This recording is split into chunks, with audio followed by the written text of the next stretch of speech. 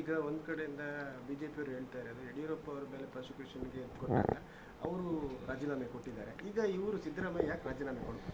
ನೋಡಿ, ಯಡಿಯೂರಪ್ಪನ ಪ್ರಕರಣ ನೇರವಾಗಿ 20 ಕೋಟಿ ರೂಪಾಯಿ ಲಂಚವನ್ನು ಚಕ್ಕಲಿ ಪಡೆದುಕೊಂಡಿರ್ತಕ್ಕಂಥದ್ದು ಭಾರತೀಯ ಜನತಾ ಪಾರ್ಟಿ. ಅದು ಇತಿಹಾಸವನ್ನೇ ಸೃಷ್ಟಿ ಮಾಡಿರ್ತಕ್ಕಂಥದ್ದು, ಕುಖ್ಯಾತರಾಗಿರ್ತಕ್ಕಂಥವ್ರು. ಕೇಂದ್ರದಲ್ಲಿರ್ತಕ್ಕಂಥ ಕೃಷಿ ಸಚಿವರಾದ ಶಿವರಾಜ್ ಸಿಂಗ್ ಚೌಹಾಣ್ರವರು ಮಧ್ಯಪ್ರದೇಶದಲ್ಲಿ ವ್ಯಾಪಮ್ ಘೋಟಾಳ ಅಂತ ಆಯಿತು. ಅಂದರೆ ಅದರಲ್ಲಿ ಸುಮಾರು 45 ಜನ ಪ್ರಾಣ ಕಳ್ಕೊಂಡ್ರು, ಕೆಲವು ಆತ್ಮಹತ್ಯೆ ಮಾಡಿಕೊಂಡ್ರು, ಕೆಲವು ಮರ್ಡರ್ ಆಯಿತು.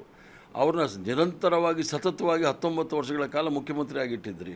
ಅವ್ರನ್ನ ಯಾಕೆ ಪ್ರಾಸಿಕ್ಯೂಟ್ ಮಾಡಬೇಕು, ರಾಜೀನಾಮೆ ಕೊಡಬೇಕು ಅಂತ ಕೇಳಲಿಲ್ಲ?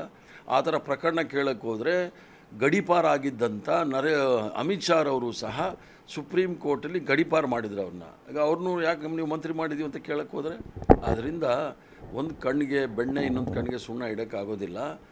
ಗಂಭೀರವಾದ ಆರೋಪ ಭಾರತೀಯ ಜನತಾ ಪಾರ್ಟಿ ನಾಯಕರ ಮೇಲೆ ಇತ್ತೇ ವಿನಃ ಇದು ಕಪೋಲ ಕಲ್ಪಿತ ಸೃಷ್ಟಿ ಮಾಡಿರ್ತಕ್ಕಂಥ ಈ ಆರೋಪಗಳ ಇದಕ್ಕೆ ಸರಿಯಾದ ಉತ್ತರವನ್ನು ನಾವು ಕೊಡ್ತೇವೆ.